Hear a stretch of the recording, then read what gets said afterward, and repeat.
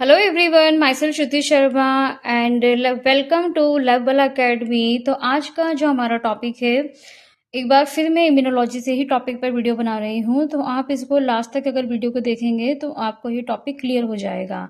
तो बेसिकली आज हम समझेंगे कि सेल्स ऑफ इम्यून सिस्टम, यानी कि हमारे इम्यून सिस्टम में हम सब जानते हैं antigen, antibody, immunity, innate immunity, acquired immunity, ये सब हमारा ऊपर का पेरिफेरल इम्यून सिस्टम का, जिसके बारे में हम डिस्कस करते हैं।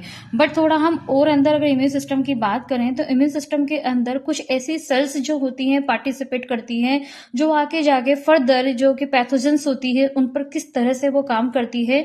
बेसिकली हम उन सेल्स के बारे में आज डिस्कस करेंगे। तो देखिए, आइए स्टार्ट करते हैं वीडियो। तो सेल्स ऑफ इम्यून सिस्टम, यहाँ पे मैंने लिखा है फेगोसाइटोसिक सेल्स, यानी कि यहाँ पे जो भी सेल्स होंगी या जो भी हम सेल्स के बारे में डिस्कस करेंगे, the type of the cell of immune system, वो सारी ही सेल्स किस टाइप की होंगी? फेगोसाइटोसिस। अब हम जानते हैं कि फेगोसाइटिक सेल का मतलब होता है कि ऐसी सेल अपना नेचर ऐसा कर लेती है कि कोई भी पैथोजन या कोई भी एंटीजन जब हमारी बॉडी के अंदर एंटर करता है तो वो अपनी सेल्स के अंदर एक फेगोसाइटोसिस प्रोसेस करता है, यानी इंगल्फ करता है। हम इसको बोल सकते हैं इंगल्फ।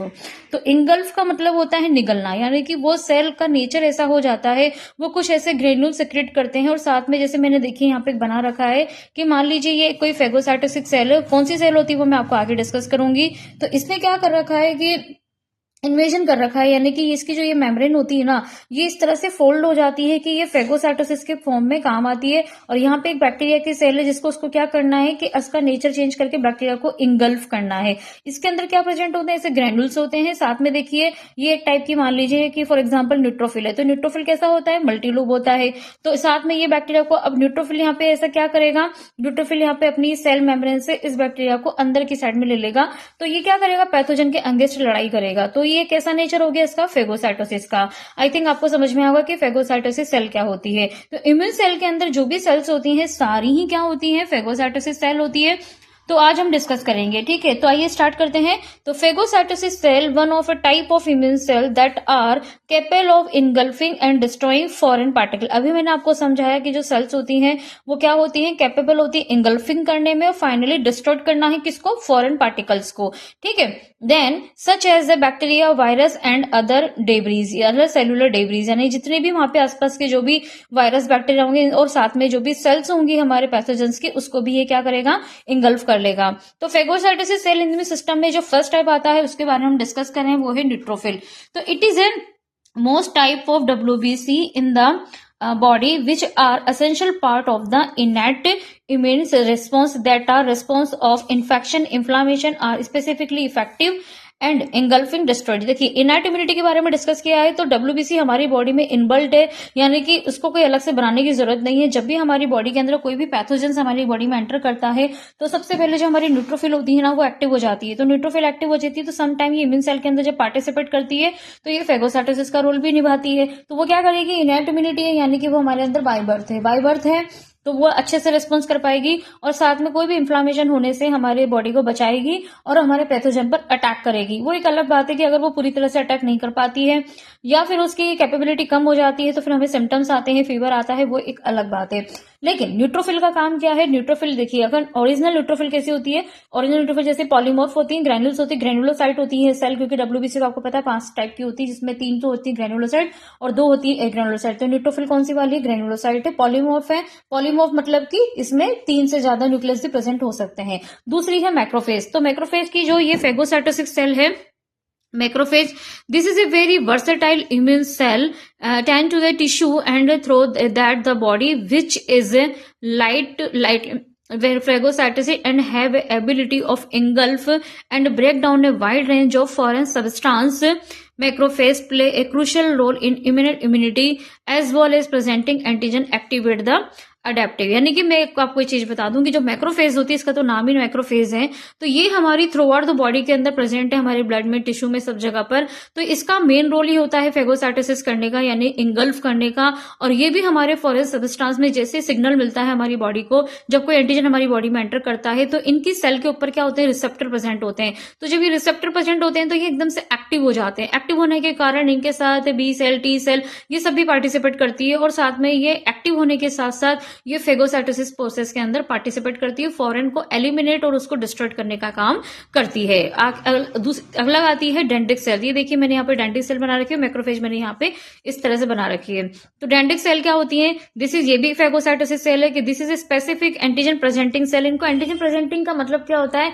यानी कि एक ऐसी सेल जिसके ऊपर रिसेप्टर प्रेजेंट है, यहाँ पे जैसे कोई एंटीजन आएगा तो एंटीजन प्रेजेंटिंग, यानी ये ऐसी कोशिका, ऐसी सेल है जो कि एंटीजन के प्रेजेंट होने की वजह से एक्टिव हो जाती है और फेगोसाइटोसिस प्रोसेस के अंदर पार्टिसिपेट करती है। इसलिए हम इसको क्या बोलते हैं? एपीसी शॉर्ट में, यानी एपीसी बोले या फेगोसाइटोसिस बोले या इम्यून सेल बोले, तीनों ही एक ही टाइप है। This is a specific antigen prolong cell innate and regulate adaptive immune response. यानी डेंड्रिटिक सेल जो होती है वो एडेप्टिव में भी पार्ट करती है और इनेट में भी पार्टिसिपेट करती है। आगे देखिए, तो they are found in the tissue such as the skin. जैसे स्किन में प्रेजेंट होती है, म्यूकोसल सरफेस से प्रेजेंट होती है, लिम्फ नोड ऑर्गन में प्रेजेंट होती है। तो dendritic cell phagocytosis pathogen then process present their antigen to T cell. यानी ये जो एंटीजन के साथ जब ये एक्टिव हो जाएगी, एंटीजन के सिग्नल से ये एक्टिव हो जाएगी, तो साथ में ये टी सेल के साथ पार्टिसिपेट करेगी और पैथोजन को एलिमिनेट और डिस्ट्रॉय का काम करेगी। चौथी है हमारी मोनोसाइट से। Monocyte, this is A type of WBC. आपको बताया कि डब्ल्यूबीसी के 5 टाइप होते हैं। कौन कौन से? इजनोफिल, बेसोफिल, न्यूट्रोफिल, मोनोसाइट और लिम्फोसाइट। तो ये कौन सी है? मोनोसाइट है। This is A type of WBC that circulate in the blood stream. Monocyte हमारे पूरे ब्लड स्ट्रीम में प्रेजेंट होती है, विच माइग्रेट इनटू टिश्यू, जो कि ब्लड के द्वारा ये हमारे टिश्यू तक जाती है। और they can differentiate into macrophage और dendritic cell. Monocyte become active phagocytic cell in response of inflammatory signal. यानी कि आगे जाके जब मोनोसाइट पार्टिसिपेट करती है हमारी बॉडी के अंदर, ऐसे इम्यून सेल, ऐसे फेगोसाइटोसिस सेल, तो ये एज ए सिग्नल, यानी कि इंफ्लामेटरी, कोई सूजन, कोई इन्फेक्शन तो हमारी बॉडी में नहीं हो रहा है, वहां पर ये अपनी जगह पर फेगोसाइटोसिस प्रोसेस करती है। अब हम फेगोसाइटोसिस के मैकेनिज्म देखते हैं कि कैसे करती है ये सारी सेल। तो देखिए, एक फेगोसाइटोसिस सेल होती है जो कि एलिमिनेट करेंगी पैथोजेंस को और डैमेज करेगी सेल को। यानी जिस सेल के ऊपर कोई भी पैथोजेंस बैठा हुआ है, तो इनकी सबसे बड़ी खासियत ये होती है कि पैथोजन के साथ साथ कभी कभी ये जो हमारी होस्ट की जो टिश्यू सेल्स होती है ना, जो इन्फेक्टेड होती है, उसको भी ये क्या करती है? डिस्ट्रॉय कर देती है, क्योंकि ये बहुत ज्यादा एक्टिव होती है और बहुत ज्यादा ये अटैक करने का काम करती है हमारी बॉडी के अंदर। तो via recognise bind to foreign particle. तो ये क्या करेगी? सबसे पहले फॉरेन पार्टिकल से बाइंड होंगी। बाइंड होने के बाद ये फॉरेन पार्टिकल के साथ through specific receptor on their surface. मैंने आपको बताया था कि कोई भी जैसे सेल होती है तो इनके ऊपर क्या प्रेजेंट होते हैं? ऐसे रिसेप्टर प्रेजेंट होते हैं, फिर इनको सिग्नल मिलते जाते हैं। सिग्नल के कारण ये फिर अगर अपना नेचर जो होती है फेगोसाइटोसिस का कर देती है।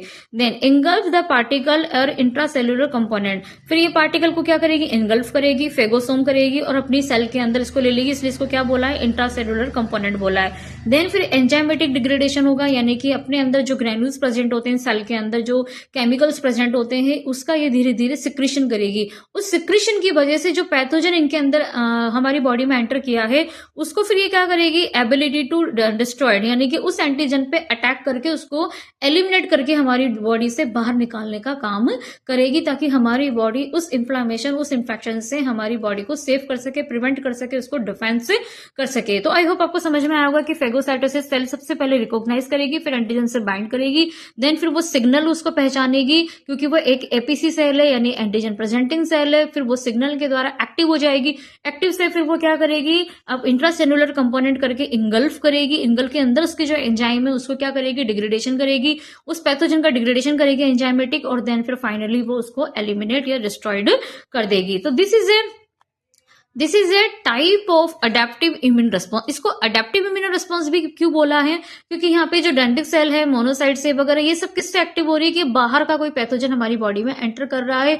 तो अब जैसे चाहे बैक्टीरिया है, चाहे वायरस है, चाहे फंगस है, चाहे पैरासाइट है, तो जैसे जैसे एंटीजन, हमारे टाइप के एंटीजन हमारी बॉडी में एंटर करेंगे तभी तो इसके अकॉर्डिंग काम करेगी ना। तो आपने क्या किया? उसको एनवायरमेंट से अडेप्ट किया, यानी क्योंकि डिफरेंट डिफरेंट टाइप के एंटीजन से तो डिफरेंट डिफरेंट इम्यून रिस्पॉन्स होंगे। ऐसा तो नहीं है कि अगर बैक्टीरिया घुस गया तो वायरस के प्रति भी एंटीबॉडी बना देगी, नहीं। वायरस घुसेगा जो वायरस की बनेगी, एंटीजन घुसेगा तो एंटीजन की बनेगी। तो कहने का मतलब यह है कि this type of the antigen enter in your body, according to this antibody will be secrete and this type of the immune cell will be take part in the immune response. तो immune response के अंदर immune cell जो participate कर रही है, इसका जो nature है वो डिपेंड करता है कि which kind of the antigen will enter in your body. Okay, तो एंटीजन प्रेजेंटिंग सेल। अब अभी फेगोसाइटोसिस फेगोसाइटोसिस सेल, हमने इसका नेचर बताया था कि ये कैसी होती हैं, फेगोसाइटोसिस सेल। अगर हम एंटीजन प्रेजेंटिंग सेल भी इनको बोलते हैं, तो व्हाट इज एपीसी? तो APC are a key component of immune response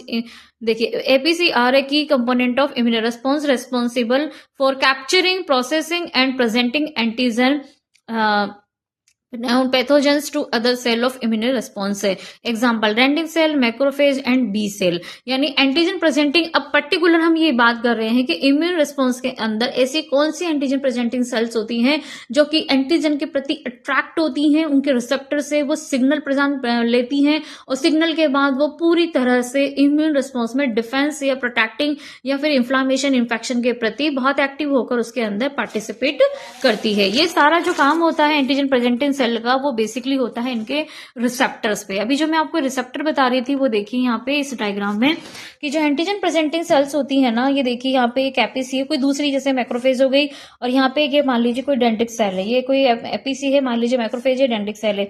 अब यहाँ पे क्या है, ये टी सेल है, ये सारी सेल क्या है, इम्यून सेल है। ये सब आपस में क्या करती है, दूसरे से इफेक्ट होती है। तो इसके ऊपर जैसे रिसेप्टर पाए जा रहे हैं, टी सेल के ऊपर रिसेप्टर पाए जा रहे हैं, तो ये डेंड्रिटिक सेल का है, ये CD28 जो मैंने यहाँ बना रखा है, ये टी सेल रिसेप्टर है। CD8 ये type of cytotoxic T cell है, और यहाँ पे ये न्यूट्रोफिल है। तो ये देखिए यहाँ से ये सारा सिग्नल हो गए, ये फर्दर तीसरी कोई न्यूट्रोफिल की कोई सेल है, उसको वहां से इंटरफेरोन न्यूक्लियस निकले रहे। MSC यहाँ पे भी रिसेप्टर्स हैं, यहाँ पे भी क्या हो रहा है, जैसे कि अलग अलग टाइप के साइटोकाइनिन यहाँ पर रिलीज होते हैं। तो कुल मिला के एपीसी का काम क्या होता है कि एपीसी के ऊपर जो रिसेप्टर प्रेजेंट होते हैं ना, तो जब भी कोई एंटीजन हमारी बॉडी में एंटर करता है तो ये क्या होती है, ट्रिगर हो जाती है। ट्रिगर होने के कारण इनके रिसेप्टर पे इनको सिग्नल मिलते हैं, और सिग्नल मिलते ही इनके अंदर का जो ग्रेन्यूल है वो भी बहुत सिग्नल ट्रिगर हो जाता है। ट्रिगर होने के कारण ये सब कोशिकाएं जो एपीसी हैं अपना अपना सिग्नल लेकर, और ये सब हमारे पैथोजेंस को एलिमिनेट करने में, सिंपल भाषा में समझे तो पैथोजन को डिस्ट्रॉय करने में पार्टिसिपेट करते हैं। ठीक है, आगे देखते हैं कि अब हम एपीसी की बात कर रहे हैं, तो वापस यहाँ पे डेंड्रिटिक सेल आएगा कि it is a type of APC which present in body with a major amount in the tissue like skin, respiratory tract and gut. Dendritic cell have a cell surface receptor for capturing antigen like PRRS यानी कि pattern recognition receptor and direct pathogen associate molecular pattern PAMPSA when migrate to the lymph node find further processed to T cell initiating response. आपको इसका काम समझ में आया? मतलब कि डेंड्रिटिक सेल क्या कर रही है, देखिए हमारी बॉडी के अंदर बहुत सारे ऑर्गन सिस्टम है, बहुत सारे ऑर्गन है, अलग अलग हमारी हर चीज के लिए ऑर्गन रिस्पॉन्सिबल है। तो हम ये बात कर रहे हैं यहाँ पर कि अब जैसे हमारी स्किन हो गई, म्यूकोसा हो गया, रेस्पिरेटरी ट्रैक्ट हो गई, हमारा कोई गट पार्ट है, अलग अलग जगह पर कोई भी एंटीजन जाके हमारी बॉडी पर अटैक कर सकता है। तो डेंड्रिटिक सेल हमारी पूरी बॉडी में क्या हो रही है, पूरी तरह से स्किन के अंदर फैली हुई है। तो ये डेंड्रिटिक सेल क्या करेंगी, जब भी कोई एंटीजन इन सब जगह पर जाएगा ना, तो ये क्या करेगी, इनके ऊपर, क्योंकि मैंने आपको बताया कि रिसेप्टर प्रेजेंट होते हैं एपीसी में, जिनके पास पैटर्न रिकॉग्नाइजेशन रिसेप्टर होते हैं, तो इनका जो पैटर्न होता है ना, वो इस तरीके से होता है कि वो पैथोजेंस को एसोसिएट कर पाए। मॉलिक्यूलर पैटर्न इनका इस तरह से होता है कि वो जैसे कोई एंटीजन इनके इन वाले पार्ट में जाता है, जैसे रेस्पिरेटरी में, गट में, स्किन में, म्यूकोसा में, तो ये फटाक से सबसे पहले इनको पहचान लेती है, माइग्रेट हो जाती है लिम्फ नोड को, फिर आगे सिग्नल देगी ताकि B cell T cell active हो जाए, ताकि एंटीबॉडी बनना चालू हो जाए। और साथ में टी सेल जो कि वो सबसे हेल्पर सेल होती है, तो उसको इनिशिएट करती है कि भाई तू भी अब रिस्पॉन्स कर, क्योंकि कोई ना कोई पैथोजन मेरी बॉडी के अंदर आया है, तो मैं तो एक्टिव हो गई हूं, तुम भी एक्टिव हो जाओ, ताकि हम सब मिलकर क्या करें, इस पैथोजन को एलिमिनेट करने का काम करेंगे और हमारे होस्ट को हमको सेव करना है। ठीक है, फिर दूसरा आता है macrophage. It is a type of APC which present in tissue throughout the body. It also do out of APC and participate in presenting antigen to specific T cell. They engulfing and recognize pathogen via phagocytosis. It release cytokine, chemokines and inflammatory molecule activate an immune cell. यानी कि ये immune cell भी है, macrophage जो पूरी body के अंदर फैली हुई है, ये भी एक एंटीजन प्रेजेंटिंग सेल है, जो कि क्या काम करती हैं, ये सबसे पहले रिकॉग्नाइज करेंगी पैथोजेंस को, साथ में कुछ ऐसे साइटोकाइनिन्स रिलीज करती है। मैं आगे बताऊंगी आपको साइटोकाइनिन्स क्या होते हैं। साइटोकाइन्स कीमोकाइन्स टाइप है, ये भी एक मॉलिक्यूल्स होते हैं जो हमारे इन सेल्स के अंदर प्रेजेंट होते हैं, और ये कब एक्टिव होते हैं, कब सिक्रेट होते हैं, जब कोई एंटीजन हमारी बॉडी के अंदर एंटर करता है, बाकी ये पड़े रहते हैं। ये बहुत टॉक्सिजेनिक हो जाते हैं, पॉइजनस हो जाते हैं, क्योंकि इनको ये इसलिए करना पड़ता है ताकि वो पैथोजेंस के ऊपर अटैक करके हमारे इन्फ्लामेशन या हमें इन्फेक्शन से वो हमें बचा पाए। तो ये इम्यून सेल भी है और ये ही एंटीजन प्रेजेंटिंग सेल भी है। इसके अलावा B cell, everybody know about the B cell, what is B cell and T cell, the type of the lymphocyte. तो B cell also antigen presenting cell. तो B cell a type of WBC known as a lymphocyte. It is act as a role adaptive immunity and produce antibody and act as a APC. B cell encounter antigen either directly or through the assistance of डेंटिक cell in lymph node. कहने का मतलब ये है कि B cell क्या होता है, हम सब जानते हैं WBC का टाइप है बी सेल। तो बी सेल क्या करता है, अडेप्टिव इम्यूनिटी का बहुत इंपॉर्टेंट पार्ट है। हिमोरल जिसको हम रेस्पॉन्स बोलते हैं, तो हिमोरल रेस्पॉन्स क्यों बोलते हैं, क्योंकि जैसे जैसे एंटीजन हमारी बॉडी में एंटर करेगा बी सेल एक्टिव होती जाएगी। ये कोई मतलब हमारे इनेट पे डिपेंड नहीं करता है, कोई ऐसा बाय बर्थ में नहीं है। बी सेल का प्रोडक्शन ही जब होता है जब कोई एंटीजन हमारी बॉडी में एंटर करता है। तो बी सेल क्या होती है, पॉलीफ्रेटेट हो जाती है, जो कि प्लाज्मा मेमोरी बनाती है। तो प्लाज्मा बी सेल तो क्या बनाएगी, एंटीबॉडी, और मेमोरी हमारी बॉडी के अंदर सेव हो जाती है, जो कि सेकंड टाइम का जो कोई सेम एंटीजन अगर एंटर करता है तो फिर उसका प्रोडक्शन ज्यादा हो जाता है। तो मैं आपको बता दूं, बी सेल आईजीएम यानी एंटीबॉडी का निर्माण करती है, जो कि सबसे पहले प्राइमरी रिस्पॉन्स के अंदर पार्टिसिपेट करती है, जो कि 7 से 14 दिन का होता है। ठीक है, देखिए बी सेल जो होती है वो प्राइमरी रिस्पॉन्स करती है बी प्लाज्मा सेल और बी मेमोरी सेल।